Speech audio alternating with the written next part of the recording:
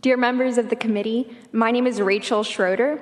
I am a senior in high school and a Texas state captain with Students for Life Action, the largest pro-life youth organization in the world. I am representing the 100 Students for Life chapters in Texas in supporting Senate Bill 9, the Human Life Protection Act. This would ban abortion when and to the extent the Supreme Court overturns Roe v. Wade and Planned Parenthood v. Casey, opening the door to true health care for pregnant women. As an 18-year-old girl, I am targeted by Planned Parenthood because girls my age are the abortion industry's target market. According to the American Journal of Physicians and Surgeons, 73% of women who have abortions are pressured into that fateful and irreversible choice. I am thankful my grandmother, when she was my age, did not give in to that pressure in her unplanned and traumatic pregnancy with my mother, because I and my 4 siblings would not be here otherwise. It creates a peculiar situation when we trust abortion workers to counsel women on their best healthcare options when abortion is one of their most expensive and therefore most profitable service they provide.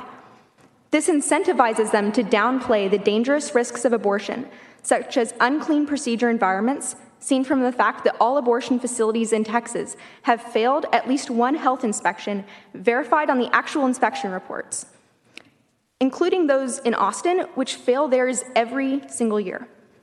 They also downplay that abortion can lead to infertility, cervical cancer, and depression, that their baby's heart is beating at just 3 weeks from conception, its brain waves are detected at 6 weeks, and that it already sucks its thumb in its mother's womb at 8 weeks. 70% of my generation, Generation Z, supports limits on abortion. This was the single most important issue for me this last election, where I voted for my very first time proudly and joined hundreds of students who attended door-knocking deployments to talk to voters on why we vote pro-life first. We are the post-Roe generation. Thank you so much for this opportunity, and I'd be happy to answer any questions from the committee. Ms. Schroeder, thank you for your testimony. Senators, I think Senator Lucio has a question for you. Go ahead. Well, if there was ever any young person that led through example, you're it.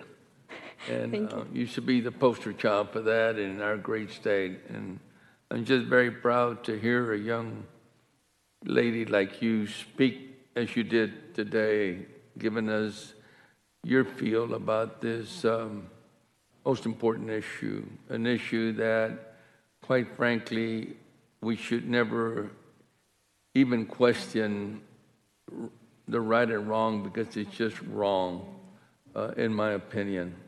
To take a life of the unborn and not give it an opportunity that we had to live and to experience, youth and everything else that comes to us during our lifetime is something that, quite frankly, is and many times, and I say it with all respect, unforgiving to God, because we violate His will along the way. And I'm just very proud to know you and know that there's so many like you in our great state. I'm very confident now that we're moving in the right direction. Thank you. Thank you, Senator Lucio. Well said, Senator Lucio. Senator Hall. Thank you, Mr. Chairman. I, too, want to commend you for taking action the way you have, the way you've presented yourself and what you're doing, and I hope you can encourage many of your other classmates to do the same thing. You're, like Senator Lucio said, we're on the right track, we're moving in the right direction, and to see young folks like you picking this up now really makes us feel good.